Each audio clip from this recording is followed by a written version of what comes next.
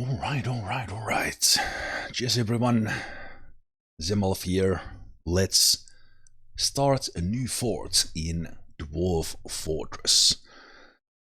I will continue build into the world we already generated for the previous fort, Okatukat, or Beers as we learned to know it.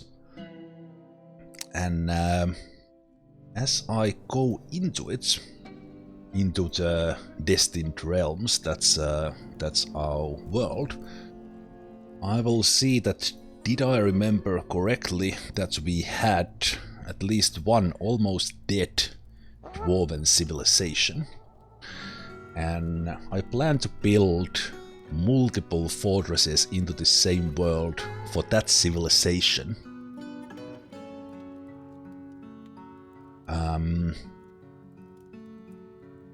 And rebuild that civilization. Interestingly, I actually retired Beers at the beginning of the year, so we are kind of getting a new fort start in the spring, but in the year 117 instead of 100. So let's actually first start with selection of the origin. So we have a turquoise of clouds that the necromancer queen we had in our previous fort is still ruling. We have the cavernous lanterns with 540 population. But then we have the virtual seals, which is the one I will start building on, who only has one, probably self-acclaimed king. Actually, do we have like any settlements? I don't think we have any settlements. This guy is probably somewhere in the wild. The Whip of Chance here in the southeast has 1626 sites. And here we actually have another one. Interesting. We have another one. Okay, actually I can see that we don't have any sites for the virtual seals. But we actually have another one. So this southwest corner is completely full of goblin pits and such. And the Diamond of Harmony is in the Dire Straits with only 24 dwarves in one site. So I actually have an option here to either take the one king civilization which I'm leaning towards, or the one who actually has a site. But I think I will take the virtual seals as mine. So this means that we will get the 2 guaranteed migrant waves, but after that we are done. We are not gonna get any migrants to this fort, but then we can retire this after a while, build a new one for the same civilization, build that with those 2 migrant waves, retire that, build a new one, and hoping we can build such fortresses that they withstand, for example, the attacks of the goblins that are probably bloodthirsty no matter where we build. I'm not gonna build the fortress here, next to all these goblin pits. That would probably be a little bit too much, as we, well, on the other hand, relying on traps and such, we could probably take out quite a lot of goblins, but we couldn't really attack them for a while. So I think we will start rebuilding somewhere else, and because we have no sites, we can more or less start wherever we want. For anyone starting their own world for the first time, if you are new to Dwarf Fortress, make sure you do the choose origin civilization selection, and usually, especially for your first fortresses, look for the civilizations who have a lot of population, a lot of sites. That way you will get migrants, you will get trading, and make sure, unless you want specifically a challenge, like I'm doing, or kind of a, it's not necessarily a challenge, it's a very just different gameplay. Only 10 choose a civilization like this that doesn't have a mountain home anymore. So as I started my first fort, the Beers, we did it for the turquoise of clouds because they were the biggest one. So always choose the origin civilization carefully, because the default option, you might actually have a dead civilization. Also, we do have an option to reclaim our old fortresses if they are, or unretire our old fortresses if they are still standing, or reclaim otherwise abandoned sites. So that's always a different kind of gameplay instead of always starting from scratch. But yes, I think for this first fort we will be kind of relatively calm as far as kind of the regular goblin etc. attacks go. So we have a large goblin population in this world in the southwest. And then we have a lot of the goblins here in the middle, and then again in the north. And we can see also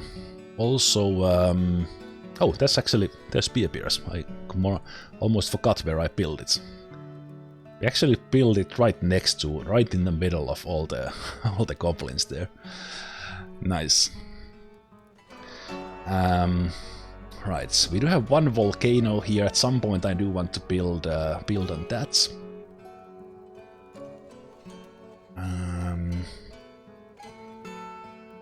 Yeah, let's see if I could find a slot. What we could actually do is I'm thinking that I could actually make a 3x3 fort instead of 4x4, and I think I will. Actually, this doesn't matter. We can look at whatever, but I'm probably going to go for neutral surroundings. But again, for my search, that doesn't matter. I will look for light aquifer, but I will try to avoid heavy. Heavy is just too much. It's an extra challenge that is nice to do once, but that's about it. Actually, for this fort, it doesn't matter that much if we have flux or not. But if you are building a fort for the first time, find one with flux. Select either calm or wilderness. Don't go into the most savage lands. And for the spirit, just don't do evil. Normal calm is probably one of the best ones to select, or you can do good. But if you go into good and take untamed wilds, you will still have some struggle in there with unicorns and such attacking you, very likely. But I'm actually not gonna care about those that much. So now that I think about it, I'm thinking that will I even do this search? Because for this fort, I don't necessarily care that much about things. So let's do it. Let's see if we find a good spot that would actually be what I consider like a beginner friendly. Also, medium temperatures like temperate or warm is probably the best. You could also look for flat ground, but in the search, probably not that necessary. But let's see if we can find a spot like this for this fort. Relatively calm, so we can just kind of focus on the building it up, have it like working nicely, and then we could retire it and start a new one.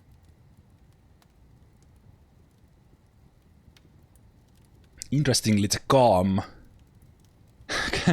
The calmest savagery is right in the middle of the goblins. That is pretty cool. Okay, we have a lot of like lot of calm options to go into the Arctics. It's also cool.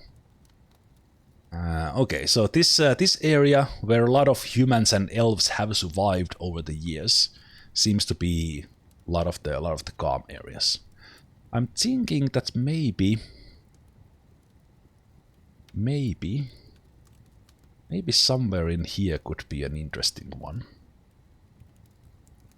Let's see how these are. Okay, these are freezing, so they are not from temperature point of view. They are not the kind I really want. I don't want to go into an isolated island, even that we are rebuilding this Dwarven civilization, and kind of we could have our own island right there. The game is kind of asking me to go in the middle of these goblins with that. What we could do is kind of just start around here, or we could abandon our need of the calmness.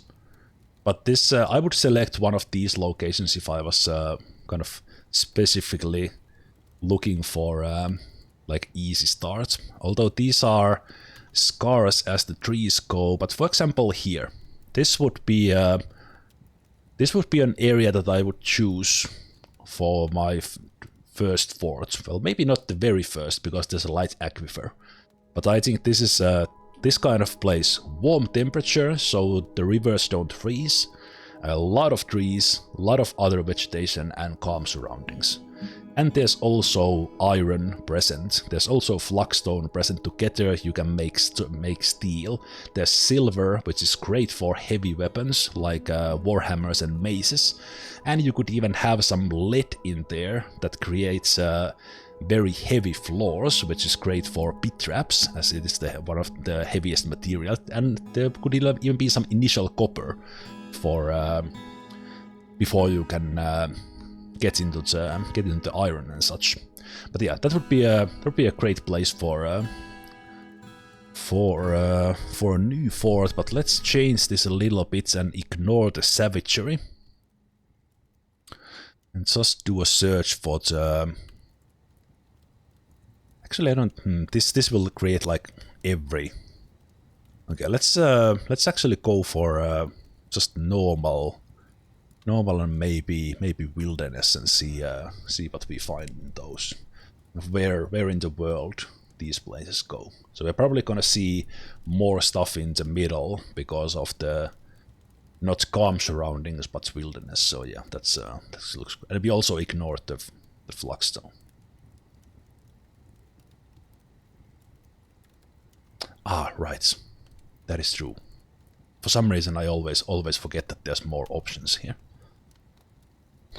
Because I actually might be interested in having a river this time. River, and do I... Well, let's again see about that side that I would have iron. I would actually love to have platinum. That would be great. And I actually don't care about the iron that much. I don't care about the flux, but I would really like to have a river. Actually, let's ignore all of these and just see where we have... do we have a place where we have river and platinum? How rare is platinum?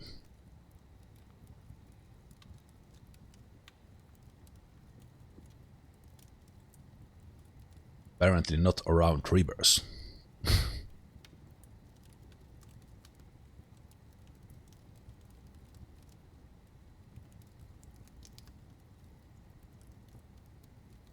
Oh, there's a couple.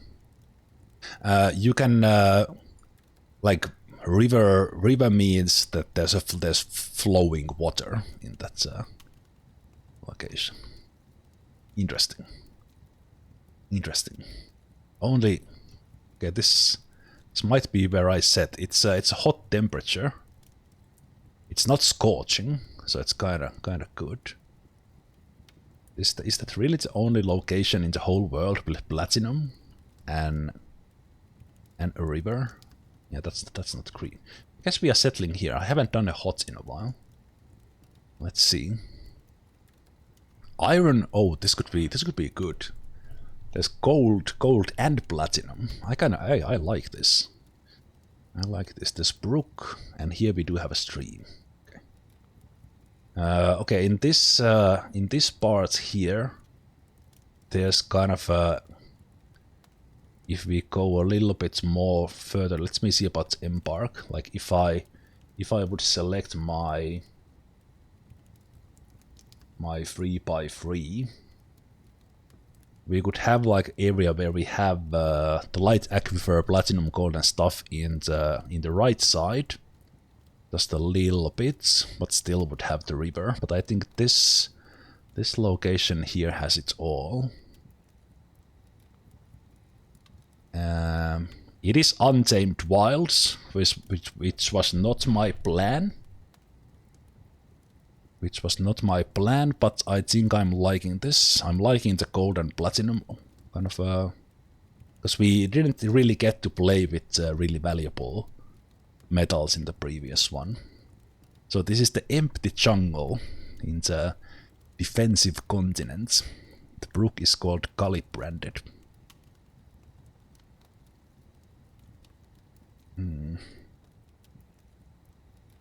Yeah, I like that.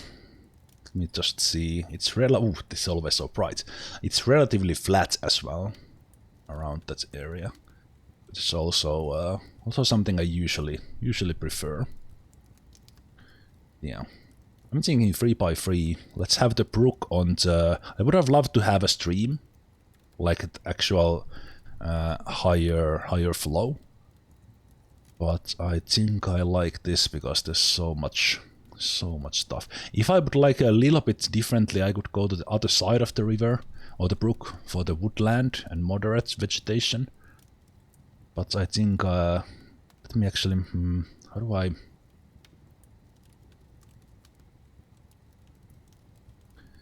Let me get the green off there so I actually see where I'm putting this. So I'm thinking I will have the brook there on the right hand side.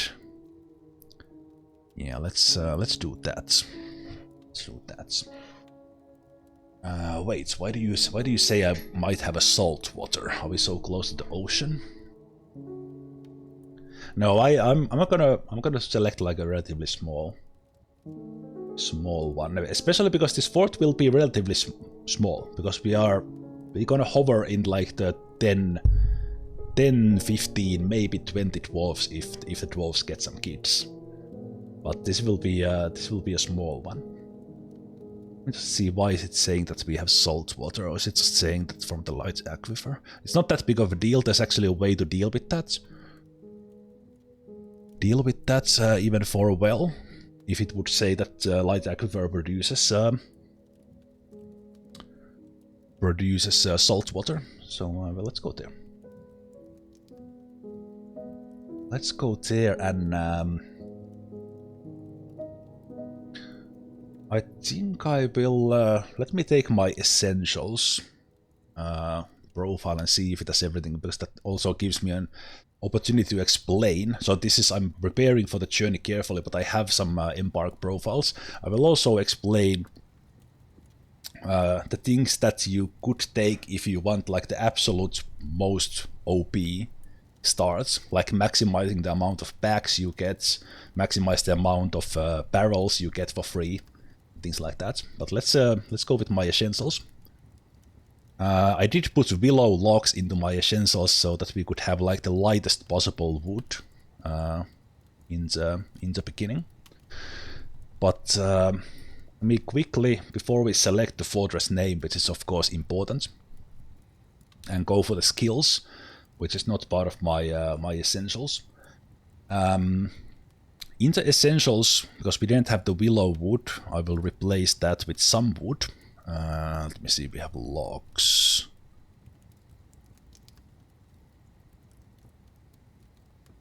I always miss that. Wood, okay. So I would, okay, thanks for not keeping the wood there. Okay, we have less choices for stuff here, because this Dwarven civilization doesn't produce anything at the moment because there's no sites. So from these, out of memory, I actually don't remember specifically which of these is particularly light. I do remember that Bloodthorn is very heavy. So these things matter for like wheelbarrows, making the initial pins. However, in this case, for this Embark, it doesn't matter that much because we are going into heavily forested area. So we will have no trouble getting the logs. But why I call these the essentials is that I would take these for almost any embark, and then also covering a little bit of that special need based on your embark. If you were embarking into the glacier or into deserts where there's no wood, you should get more wood for your embark. But I might actually I'll just take tower caps, because I know in this embark we will get willows, which is the lightest in this this biome for the light stuff I want. Other essentials, both the plant cloth, pigtails, and silk cloth for possible strange moods in the future. As far as essentials goes, plump helmets is the best thing to farm, because you can get both drinks and food from it. Pigtails, because for that you can get cloth making going, and you can also brew that for drinks. The other things are a little bit extra, because you do get drinks from cave wheat and sweet pods, but you need to process them in order to eat stuff. You need to make flour out of cave wheat, you need to make dwarven syrup from the sweet pod. Rock nuts you can process, this produces the quarry bushes, which is very good for food making, but requires that extra work. And because you can also press oil from the rock nuts themselves, the seeds in a way. They can be valuable, but they are much more complex in the farming industry than, for example, plump helmets. Dimple cups for possibly dyeing your clothes. Actually, as part of essentials, these should not even be here, but I usually take them, if nothing else, for the free bag it comes with.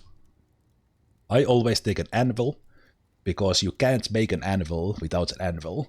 And especially for this challenge I'm doing, rebuilding the Dwarven civilization, we are not necessarily gonna get the Dwarven caravans, so we might not get an anvil from the traders at all, unless the humans or elves brought it. Well, in this case, humans would bring it.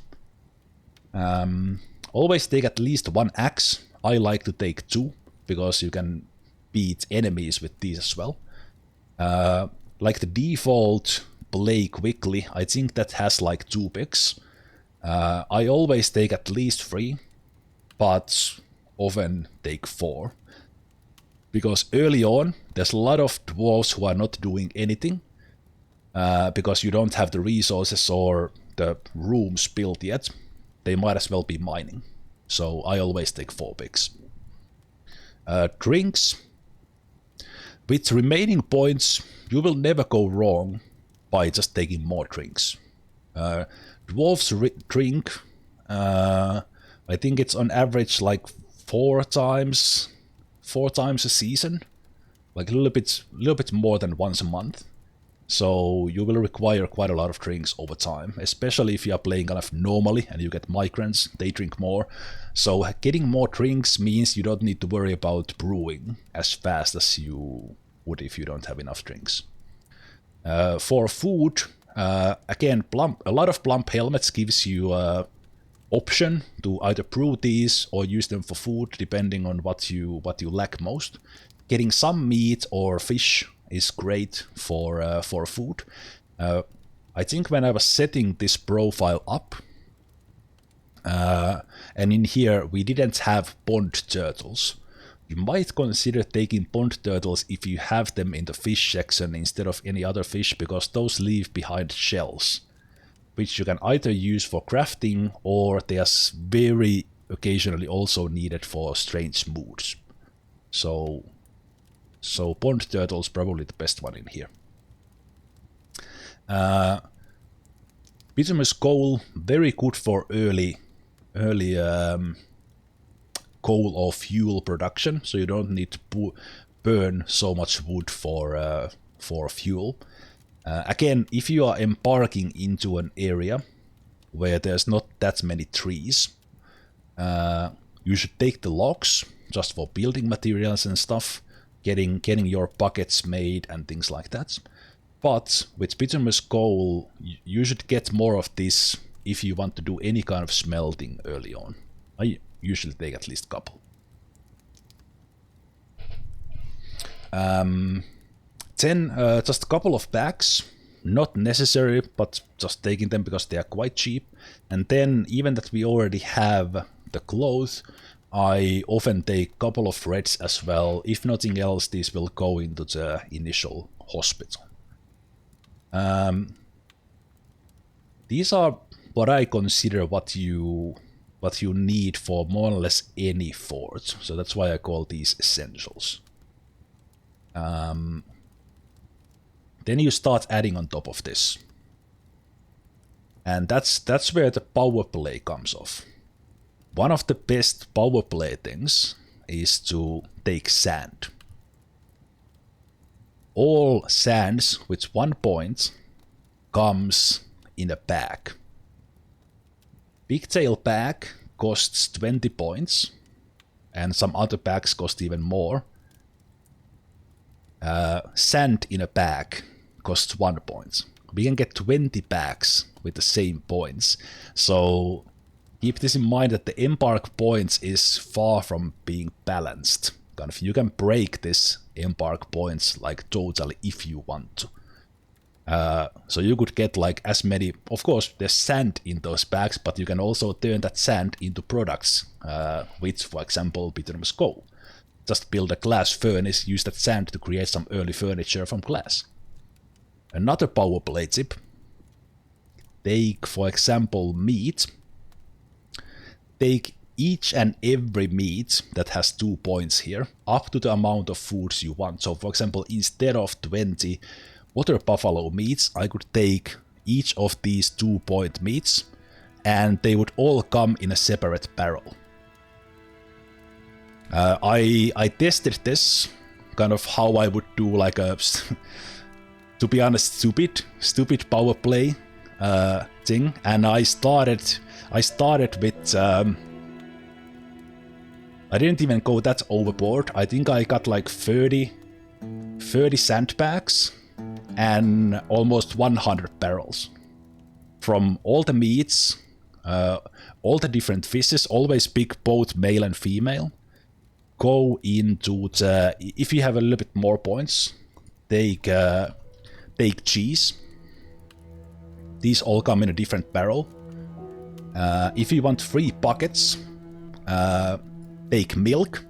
Stupidly cheap. These all come either in a barrel or a bucket. So you can really break this Embark system if you want to. But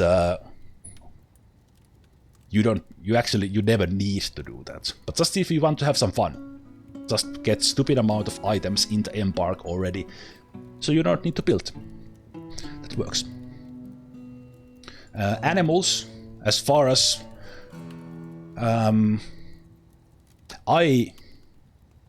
turkeys are very much optional here, but they make early food production really easy because they lay eggs.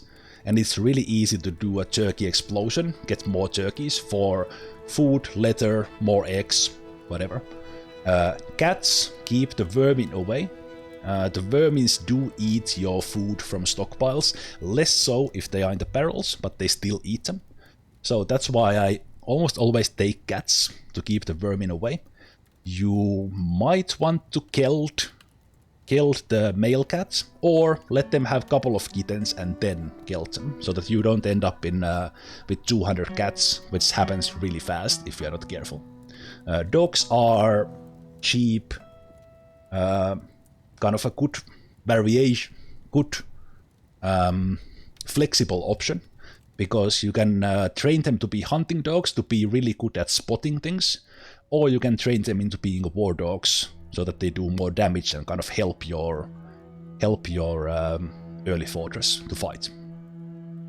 If you embark into, like, you know it's gonna be dangerous, not a bad option to get readily trained dog. But on the other hand, you can get them trained really fast, even with kind of no animal trainer. You just set them to be trained and they are trained almost instantly. But yeah, I think I will take my usual dogs, cats, and turkeys. Let's take a quick look at the dwarves. I start, even that it's one of the fastest training skills, and some people always say don't put any points in mining because you will be legendary in a year. You still mine that initial fortress so much faster if you take at least one proficient one, maybe two. If you need to go underground fast, they will help. But again, kind of, it's one of the easiest skills to train as well. But I still almost always do it. Having that one expedition leader who has appraiser, possibly some other things like negotiator, things like this that will help with trading. And also, you don't need skills specifically for bookkeeping, like record keeping or organizing for the manager. But I usually have the same dwarf do that. I've been thinking about this, and with this fort, I think I will still focus on farming, and to kind of kick that off, I will have a planter. But one thing I have found to be most valuable, literally, in a fort is engraver. And I will try something in this fort with guilds. So I will take at least one engraver who I will also make a great teacher. And I will make a very fast, or kind of relatively fast, engraver's guild and have that one engraver teach at least one other dwarf to be engraver. And I might even consider, I read about this in the forums, in Pay12 forums, that if you lock a couple of dwarves into a guild, they will teach each other to be legendary in like year and a half. So instead of engraving like 1500, 2000 pieces that we also need to smooth before that, I will let that dwarf teach himself and someone else to be legendary. So that's my one plan here. But let's take a look what kind of dwarves we have. What I pay attention here is not so much for the stats, although bad with words is probably not that great expedition leader, especially if you make the expedition leader your trader. But I don't pay that much attention to these ones. But I do pay attention to what they want to, what's their biggest dream. And then if anything quickly catches my eye, that for example this one likes to brawl, probably good initial military dwarf right there. Patient. Okay. Great work of art. Potentially that engraver I was talking about.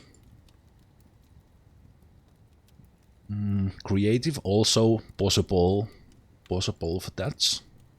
Also create work of art. Okay, we have two candidates here to be the engraver. Dreams of attaining rank in society. If the stats match, high social awareness, probably our expedition leader right here. Yep, pretty sure. Also seeing that ideally someone like this wouldn't have... Okay, if she would become a baron or such, I'm not sure if this fort will grow that big, she would be asking for corkscrews. If they don't have any producible item in their preferences, that noble will not ask for anything. So while that is her dream, we might just ignore that dream. If we can find a noble who doesn't care about any particular item. But she's definitely an option because she's also highly social aware. A lot of these potential artists, good with language. Dreams of crafting a masterwork. This could be my stone carver of creating all the initial furniture.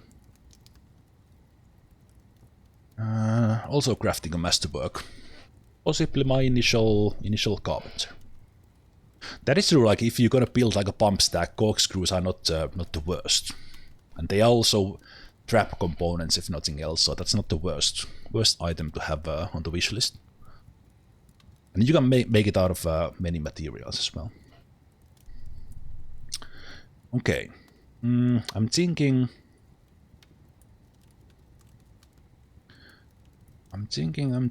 this these masterwork fellows here. And also, because I will have much less dwarves than I usually have, well, even if I had more, I think one thing I want to do more in my runs is kind of pay attention more to the dwarves. Kind of, I do like the mechanical stockpile workshop optimization part of the game a lot, but I will also be looking at the dwarves a little bit more. But right now I'm mostly looking just at their dreams.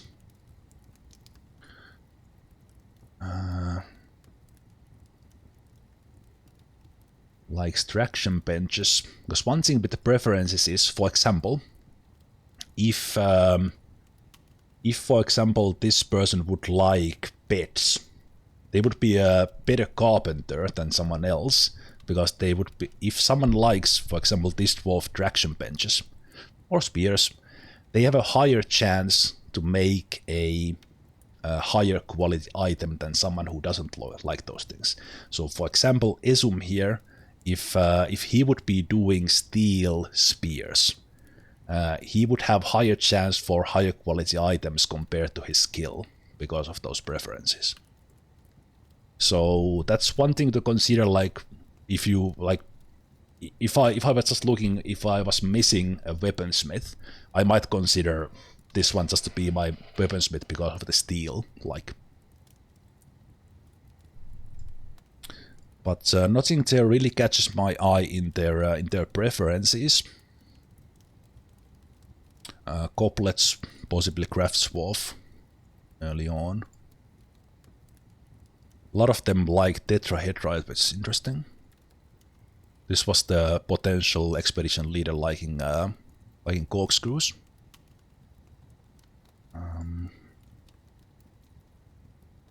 Likes gold, which is great because we are going to a place with a lot of gold. Likes rambutan wood. So likes battle axes. This could be my woodcutter carpenter, just for liking the battle axes.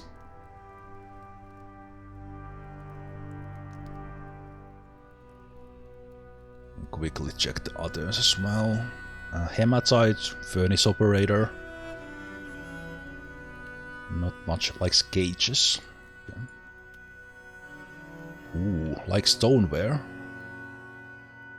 Well, this is a craftsdwarf right here. That is, I don't even remember seeing that so often. Seeing actually that they like specifically stoneware. This could be someone who creates like trade goods for the traders we have, even that we are not gonna get dwarves, but we're gonna get humans, hopefully.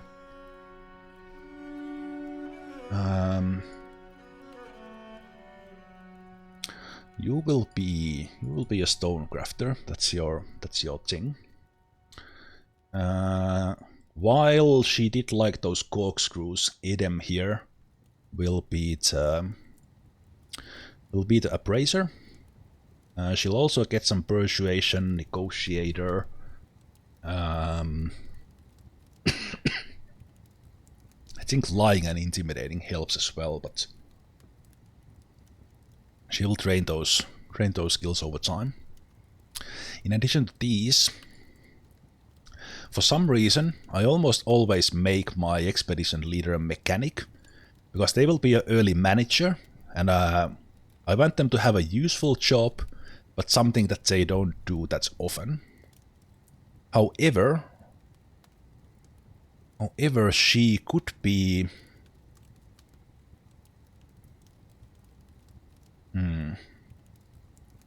I'll have to think about a little bit more carefully, because we're not gonna get that many migrants.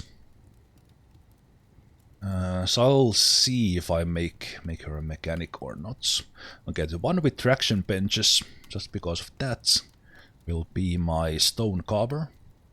Stone carver meaning the old mason, if you will, so the one who makes furniture, carves things. And we did have the one here who likes battle axes. Was it this one? No, was it this one? Yes, so you will be... We don't need a wood cutting skill necessarily here, but I think I will make this one, and to produce as high quality beds from the beginning, I will put points in the carpenter. I will put 1 point in woodcutting, just to give that 1 point, but then the rest of the points will go into axe dwarf, just in case we need to whack something early. She could use that axe that she's using anyway for that. Then we had another one who wanted possibly to craft the masterwork. So what I'm thinking is, well, we could maybe look at that later as well. Great work of art. I think I like Sikun here to be that engraver I was talking about before. And as said, I do want... I'm not sure how much this kind of the science is still a bit out there, how much they actually affect things, but she will also be a great teacher, so that she can teach that engraving as much as possible, as effectively as possible. I was talking about the mining things, so I think we will get a miner in here who could potentially be one of the engraving students later on. So the question is, will I actually give them... You know what? I think I will actually make them an engraver already, because the engraving is one of the highest sought after skills. So that would give me two engravers.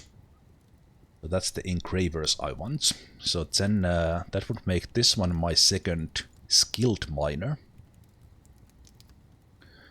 And looking at this, I'm kind of skipping at the moment like farmer, and I don't really want to do that. I don't want to skip farming. So let's see what I actually do about that. This guy will go mining anyway, I know it, but then make furniture. So I will actually make him a miner, and you will not be, because you will become my highly skilled planter. And what I usually do with the farmers, or planters specifically, is that I either make them also the cook or the brewer, and then, because those are not moodable skills, I give them 1 point in either armorsmith or weaponsmith. So then if they do mood, they would mood into possibly becoming a legendary armorsmith or legendary weaponsmith if they are not possessed, but they, for example, withdraw from society or get a fey mood. So a little bit of a tip there.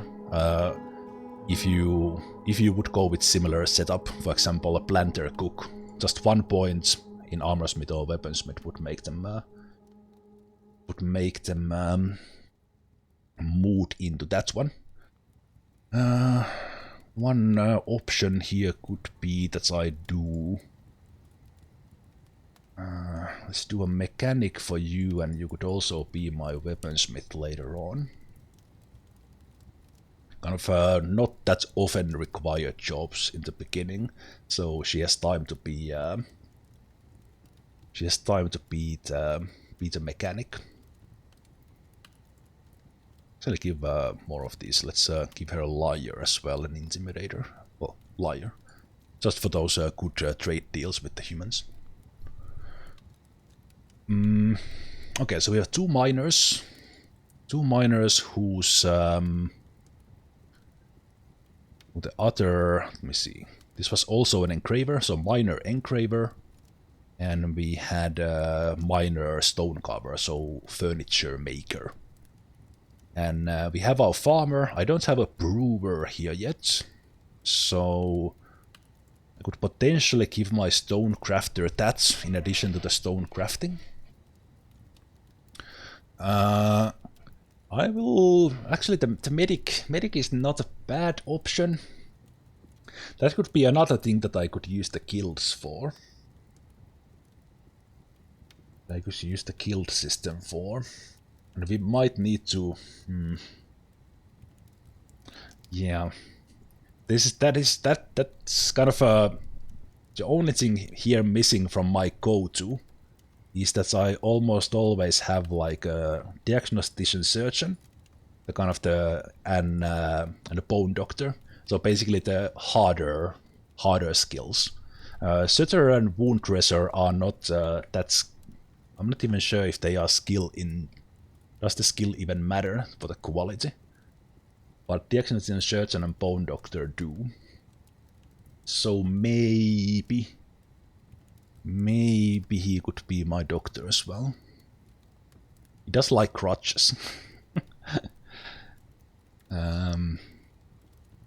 Yeah, he could be just doing stone crafts, and then if we get injuries, that could be. Yeah, that is the thing about the kind of the mining that I like could maybe have one proficient miner and cut back from those skills. So the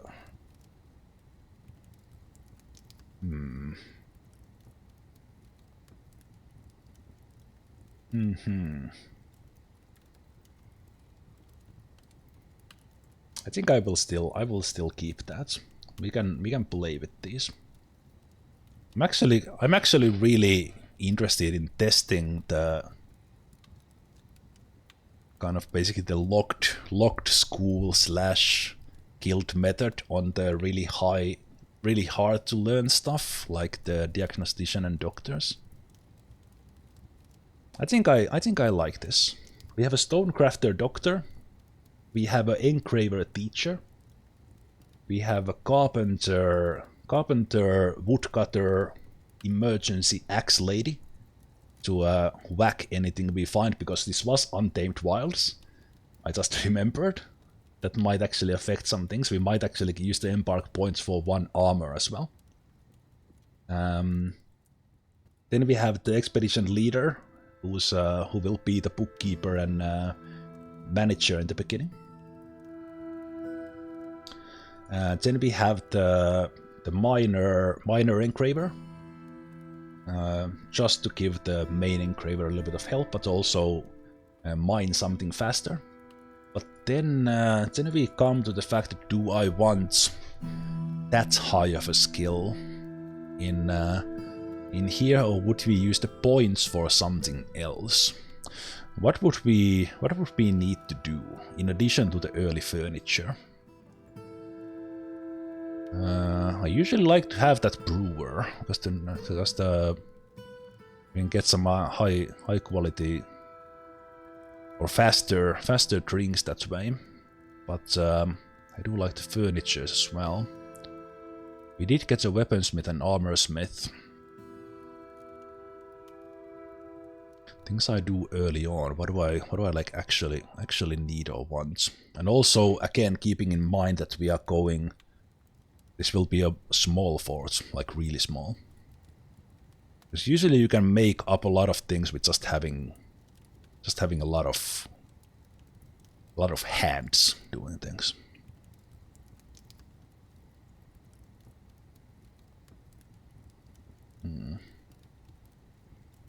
Does your personality give me something that I would seek out exciting and adventurous situations?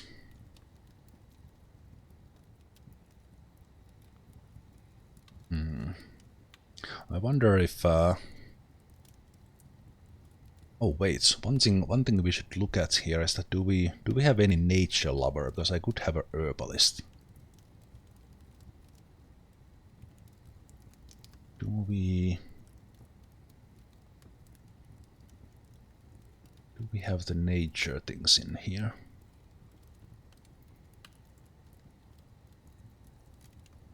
On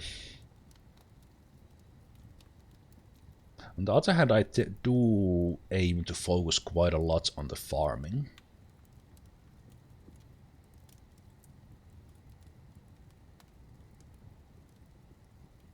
And yeah, I said I'm paying much more attention to the dwarves, especially the initial dwarves than I usually do. Okay, I think we did select a good expedition leader, as she's very ambitious, so she's made for that. Finds helping others very emotionally rewarding. Oh, there it is. She's greatly moved by art and natural beauty.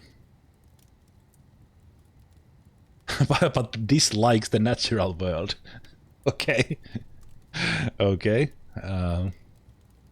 Interesting. I wonder what that will...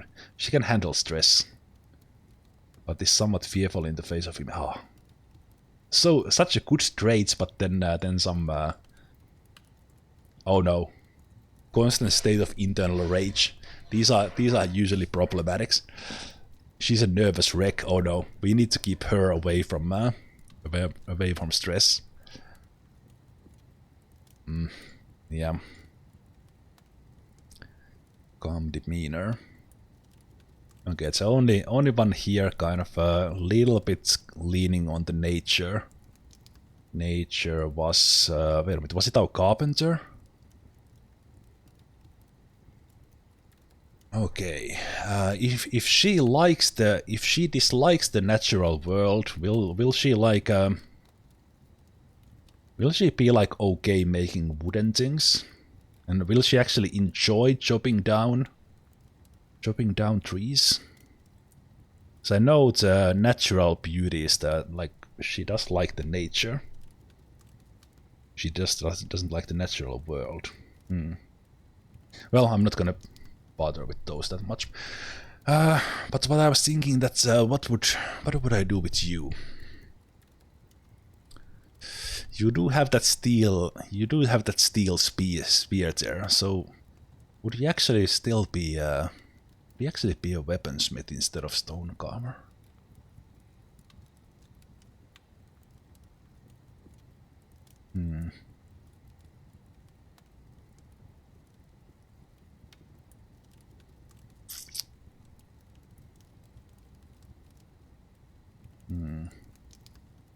Crafting a masterwork.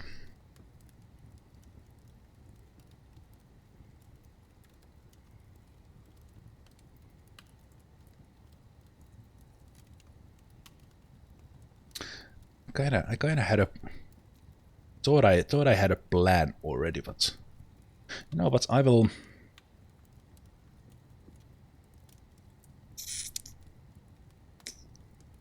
take that brewer that I was thinking about.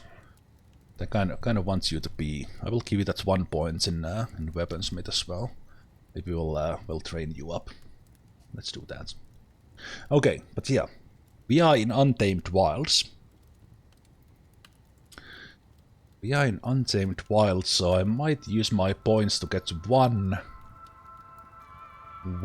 piece of armor, like full armor. So how I would do that is pick up one mail shirt, one helmet, gauntlets. Okay, we don't have high boots for this civilization, so low boots it is. We would take... Actually, with if I take greaves and low boots, would the ankles be out into open? Well, anyway, I do that, and I will take a shield as well.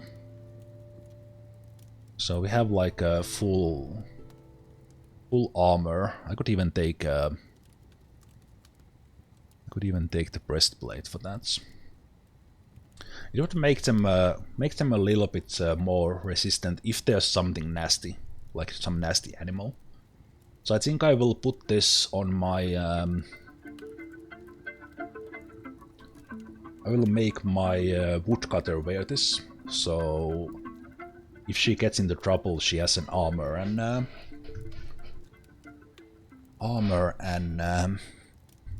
the axe. Okay, with the rest of the points, let's make the initial start like as stress-free as possible. So let's take a couple of mugs, and then I think I will get some rocks and such for us to make more mugs right away. So let's take some, just for funsies, get some... we had... over at tetrahedrite probably costs more. Yeah, we had dwarves who liked tetrahedrite, so that I remember that. I will probably just take the ones that cost 10 points. So let's get one microcline mug, and let's get what else do we have here? 10 points. We can make of course our own mugs later. Let's take the rock salt mug as another one, so they can drink their drinks with the mug if I forget to build them. 10. I will take a couple of stone blocks to build stuff faster in the beginning, instead of making the blocks myself. So I will take rock salt because I like the color. So these will help me get through the initial aquifer without building the blocks myself, or we get to the rocks. I could take just rock salt, but it's only like I could get 4 of these from a single rock. So maybe I will take... let's take 8 blocks and then let's take stone. Stone after that. Where are you, stones? Stone. Usually like to take something that is magma safe.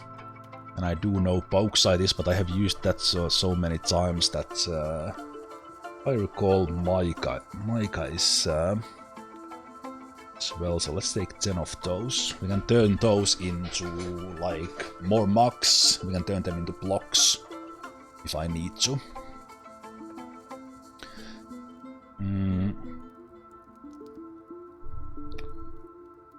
Alright, I think that is actually like one piece of... yeah, it's one piece of equipment. Thanks for reminding me. It is indeed a single gauntlet. So for the full set of armor, you do need doubles. Thank you for reminding me about that.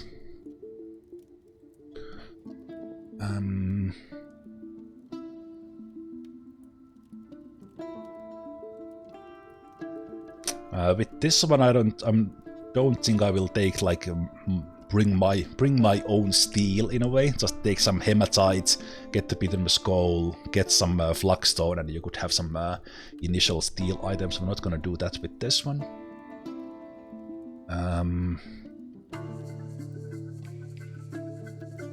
So it's just for the animals. What animals our civilization knows. Anything special here? Don't see anything special. But I mean special is like if our civilization knew like grizzly bears or knew elephants, we could have them there as well. But because this is almost a dead one, not surprised we don't see those. Things that help initially, so we don't need to make them. We could take just more silk, so that we could make our own bags, for example, early on. So I think I will do a little bit of that.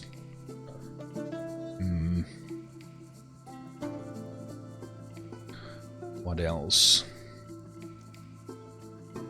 One thing I should take is actually this is missing from my essentials. I would take one rope. One rope of a material. Let's make it cave spider silk because we can use that rope for the. We can use it for the initial well instead of making it. We are bringing the trees, but now that I think about it, we could also, just so we don't need to make it immediately, we could take some buckets. But I think I do have a carpenter, so I don't need to take those.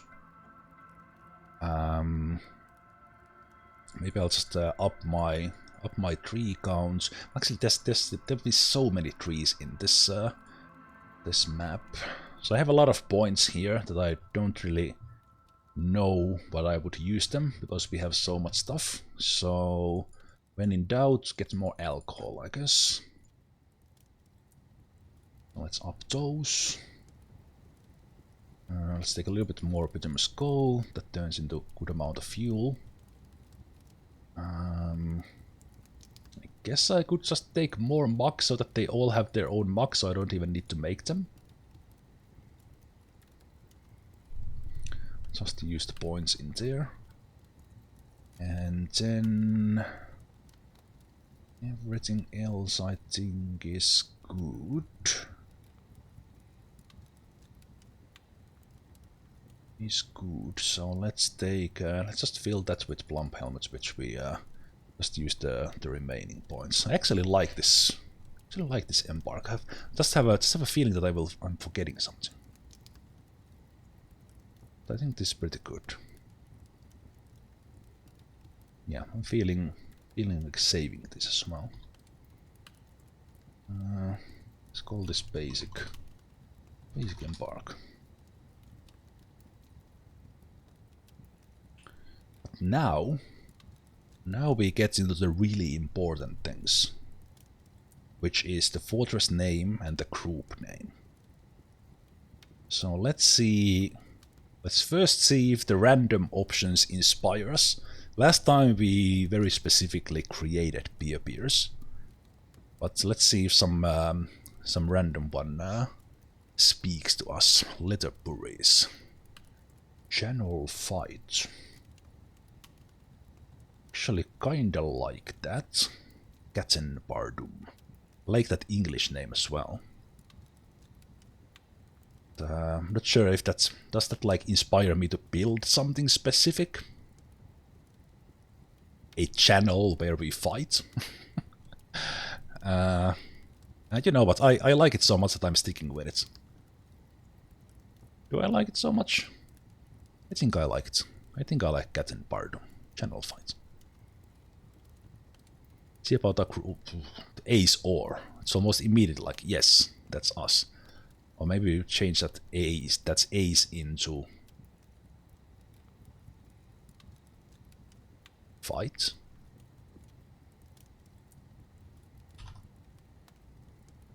Alakbardum, the ace fights. I like to have the group name with something similar. Something similar, but this we're not necessarily gonna be like very violent one, so maybe we just wanted to name our fort with some violent name so no one would attack us.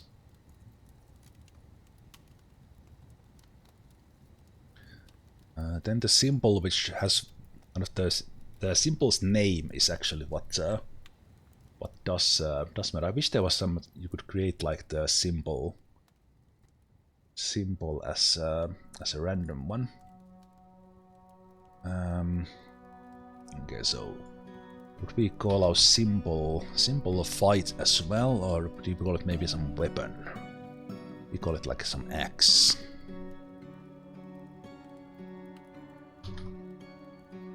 Enchanted axe. Minvaslibash. Kind of like that, so it would be an axe. Which of an axe? We have a battle axe. A battle axe. Battle axe is better.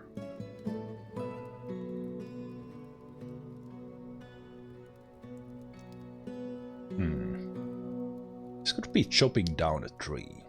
Let's take Let's take, for example, no, there's 3. Let's take a willow tree.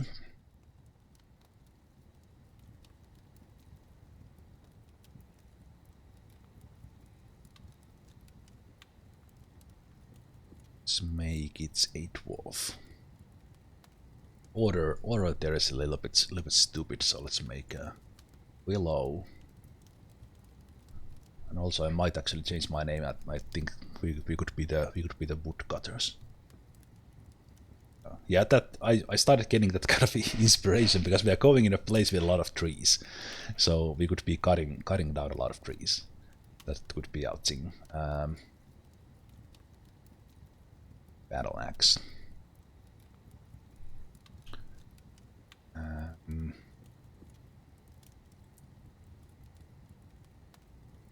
So do we have like, do we do like a striking down?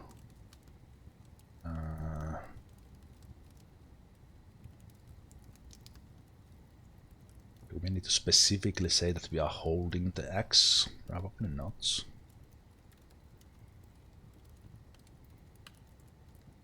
Dwarf is striking down the willow. So like that. Do we have the battle axe here? Or it's just we do like just work like this. No, it's the parts. Okay, so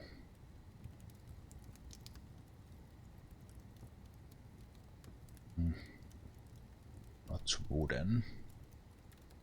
Enchanted axe. I guess I will leave that name there. So we are wood chopping basically with our symbol. Let's change this to a. We do like wooden fights.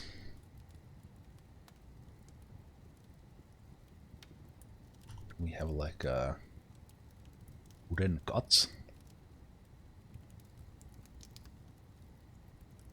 Wooden fall, the wood fall. Actually, the wooden fight is actually kind of a good one. Fortress name, okay. Can we do a wood fight? I don't know where this came from, and I'm not even sure if I want to cut that many trees down. But this could give it that little bit of a theme for this. Lolumpardum. That name is Lolum. Lolumpardum. I think I like wood fights. Yeah, I think I like that. I think I do. Okay, I don't think I forgot anything. So let's go with this. Yes. That was once again preparing very carefully. So let's start building now. I do like the shape of the brook there in the east. Ooh, the sounds of the untamed wilds. You have arrived, after a journey from the mountain homes, which we actually don't have, into the forbidding wilderness beyond. Your harsh trek has finally ended. Your party of 7 is to make an outpost for the glory of all Ikumurvat. There are almost no supplies left what the stout labor comes sustenance, whether by bolt, blow or hook. Provide for your dwarves. You are expecting a supply caravan just before winter entombs you, but it is spring now. Enough time to 12 secure lodgings ere the cougars get hungry. A new chapter of the Dwarven history begins here at this place. Lolumpardum, wood fight, strike the earth. Or strike the trees. So this is where we will start rebuilding this Dwarven civilization that does have one dwarf, one king. So I'm not sure if we will get that king here, or will we just automatically become a mountain home. That remains to be seen. But let's first see what we have here. So this is also a checklist, what you do in the beginning. First, check the others list. Is there some dangerous animals around? There are none. While here in the menu, before looking at anything else, things I do. labor. We disable fishing, so that unless I specifically want to do fishing. We will disable hunting, so that no migrating hunter starts to hunt unless we want to. We want to make sure that the correct person is the woodcutter, correct person is the miner, and then we have the additional miners, which I didn't select the skills, so my engraver will also be a miner, and I think at early on my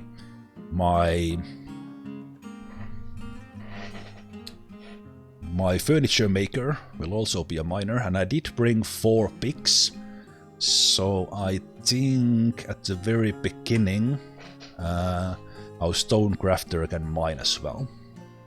We'll just be careful that we still get some stuff done, but this is just for the very initial setup. Woodcutter sets, and because these require special tools, it is always on that they only selected do this. Hunters disabled. Planters, not everybody does this, but very specifically the ones I want, because I want to have a highly skilled planter as soon as possible. And in order to focus one person to do that, that helps with that. We'll have another setting in just a moment to also assist with that, where only farmers harvest. As said, disabling the fisher. Everybody can gather plants, everybody can do stone cutting, which is the smoothing. Engraving, however. I want only these guys to engrave and get as high skilled as possible, as fast as possible. Because we can create like more valuable bedrooms easily for the dwarves, and more valuable any room with just the engravings. Everybody halls, everyone does orderlies, which is the basic medical stuff like wound dressing, sutures, giving water to patients, and recovering the wounded. Standing orders. I don't want any automatic weaving. We will be setting up our own weaving. If anything, we could automatically weave dyed thread, so maybe I will leave that on. Early on, we do need to make some cloth that we are not gonna dye, so I'm not sure if I will keep this on, but I sometimes change this into only use dyed cloth. We will not automatically collect webs. We will do all these automatically, so not gonna touch those. We gather everything. In the beginning, we will ignore outdoor refuge, but later on we will do this. Interestingly, these are settings I didn't rarely touch, but I actually will come back to these, because we might want to automatically dump some of these things, which means they would be taken into the dump zone instead of any refuse stockpile. But for now, I will tell them to save, so that they take them to the refuse stockpile. Citizen forbidding, this is fine. Children will do most of the chores, if we even get any children. Looking forward to see what our 2 migrant waves look like. But I will keep the kids away from burial and refuse hauling, so that they don't get traumatized because they see bodies or something. And I might temporarily disable this if we get kids and if we get some attacks above ground. Only farmers harvest. And later on, you often want to change do not mix similar food in barrels, but I keep that now. We will...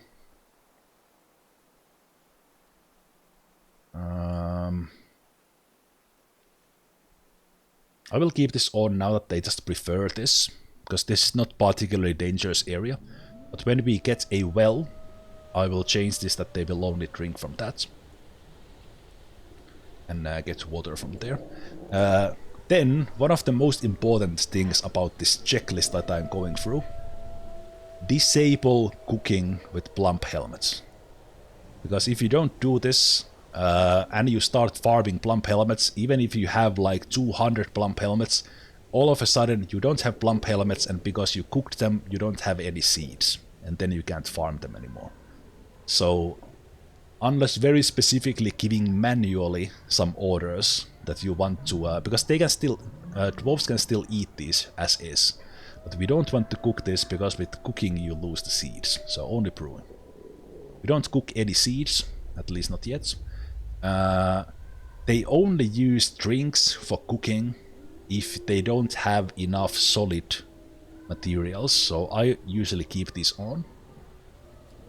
Later on, when we get tallow, at least some tallow I will forbid from cooking so that we can use that tallow for soap. Like when we butcher out turkeys later on, I will probably disable the turkey tallow so that we can use that for smoke. Stone use, not big of a deal right now, because we only brought mica with us and it's already buildable. The only thing here would be like if you, well actually the game defaults to it, that you actually use the flagstone also for furniture and other rock builds. Depending on what I want to do, I might come and disable using the flux for normal economic jobs if we see any of that. But yeah, here's that's kind of my initial checklist. Disabling plump helmets, standing orders only farmers harvest. With the kids I take the burial and refuse off. Sieges I keep as is. You might also change this into just forbidding during sieges so that the hunters get their bullets back. This as is in the beginning, but we might start dumping stuff later. And also initially ignoring outdoor refuse, but later on I usually want to have that on. We gather everything, and we don't want to collect webs automatically. If you pierce into the caverns, your dwarves don't immediately rush in to collect webs from and get killed by a spider if you have a loom out already. And later on, I will only want to use dyed clothes. And also we're not gonna weave thread automatically, just for me without setting any.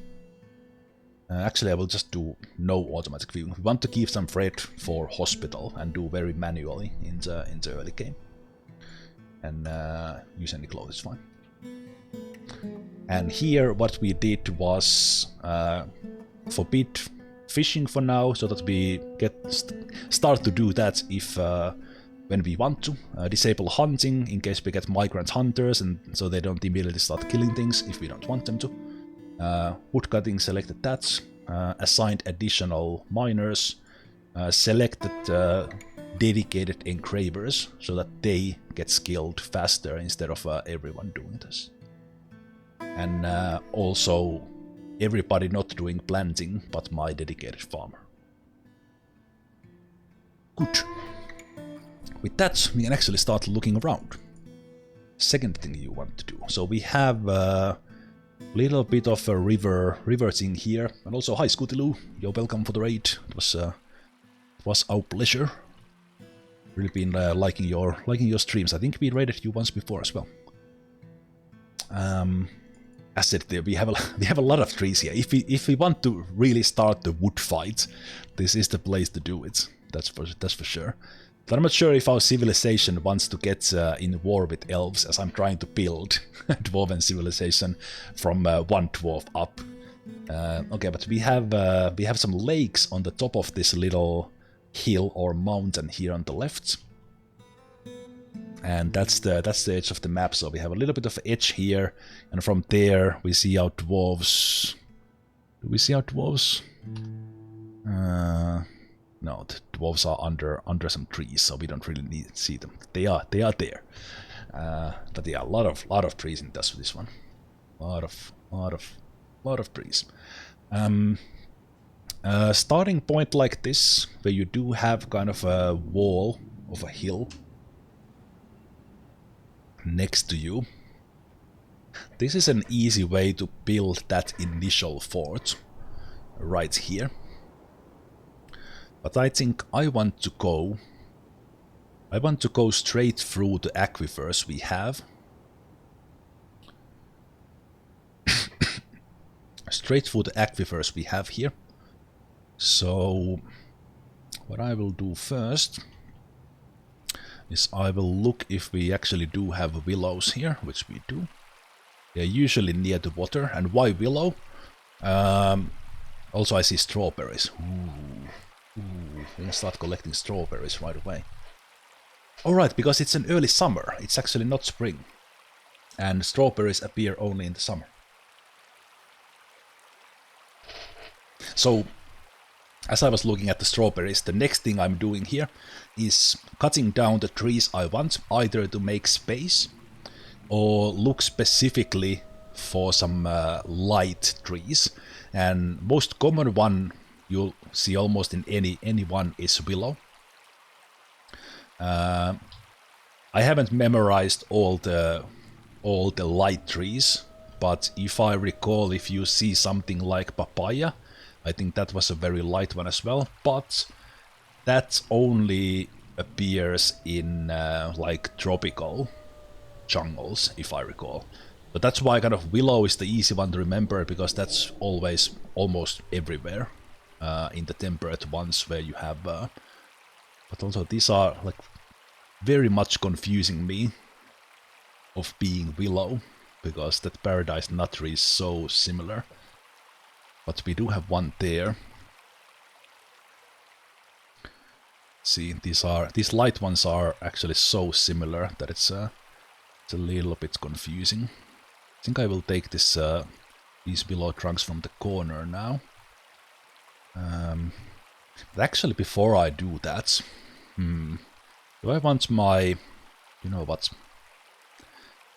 a little bit special for the Untamed Wilds? I will actually have my my woodcutter to put on the bronze armor before we do this. But also, the next thing I do after checking do I want to cut any trees, if we have trees, is to see if we have any interesting plants. And in this one we definitely have the strawberries, because they are really nice and really nice to eat. And also this Untamed Wild sounds might actually start to annoy me, because there's so much howling. But that will only happen in the surface once we do that. Let's see what else do we have. We do have some blood amaranth. We have some horned melon. We could easily survive on just these. But why I'm looking at the strawberry plants is that they only grow in summer. And from strawberry plants, it's like the plump helmets of the surface, because you can both eat and drink it basically. And you also get the strawberries, and then you get the strawberry plants. One for drink, one for food. So they are really good for collect like this, or then later on even farm. I'm looking a little bit if we would have some other useful things here, like for example, I do like barley, but then I especially like rope reed, because rope reed or hemp or some of the outdoor clothes things, and usually if you don't see something, and kind of a little bit over time you might, this is still kind of new to me in the Steam version, but you start to recognize like the plants by look, but then kind of confirming with the mouse over. Yeah, I think I want the nearby strawberries just for some extra food, and we can brew those into drinks when we get more barrels made. Just checking, do we have something special here up? Not much. And also do keep in mind that this fortress actually starts in the summer, not in the spring, so that does make a difference what actually is in bloom.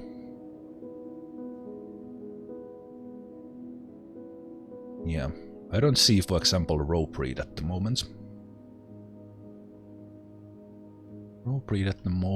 And we'll have to look on those later. But yes, let's make a initial militia right away. And also, speaking of that checklist that I was going through, set up a manager and broker. So our expedition leader, who we kind of made to be that way with the appraiser, will also be our broker. She will also be our bookkeeper and manager. And she will get an office for the bookkeeper and messenger,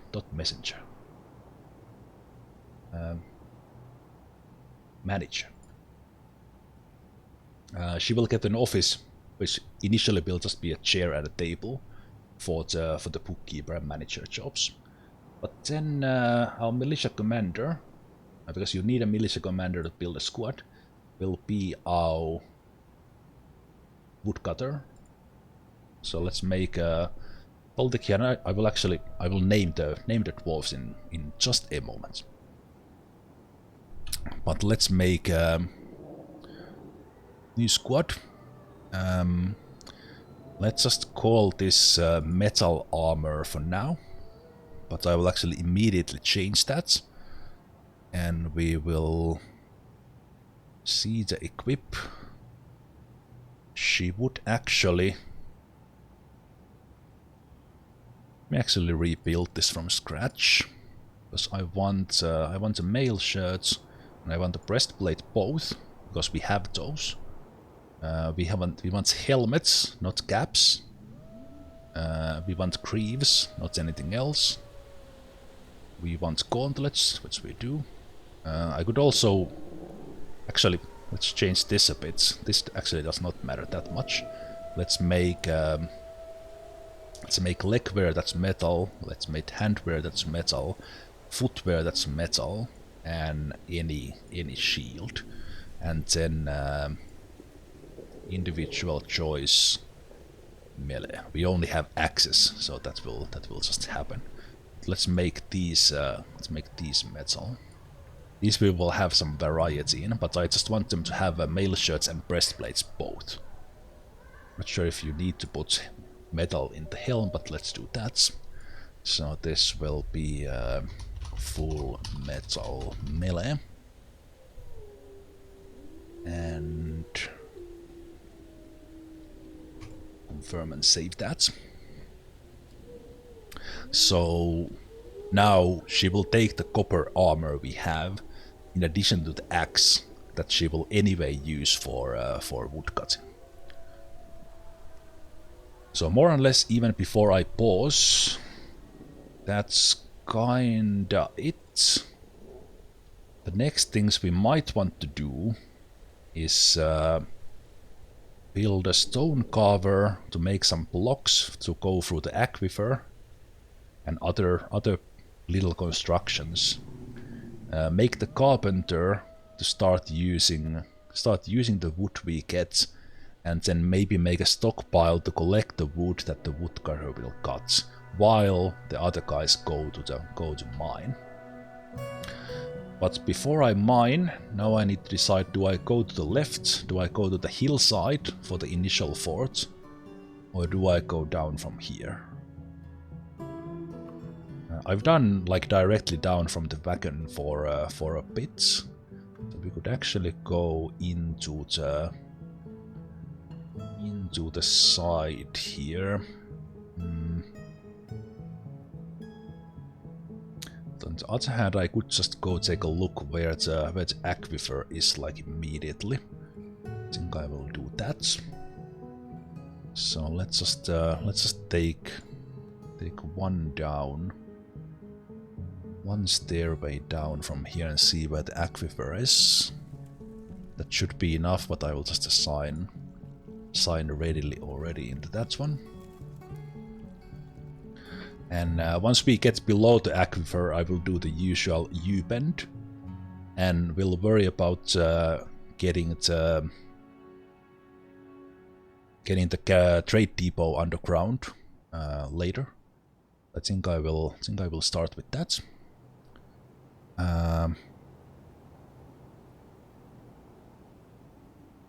Yeah, I think that's the initial setup. So with that, I will actually take a pause here. I wanted to do that, well, The Embark took a little bit longer than I planned, but that's how I do. I do take things slow. So I wanted to do all this in a kind of a single segment that will be a YouTube video on its own, that some of you out there in the future actually watched. So thanks for that. And let's save this and take a little break, and then we actually start building.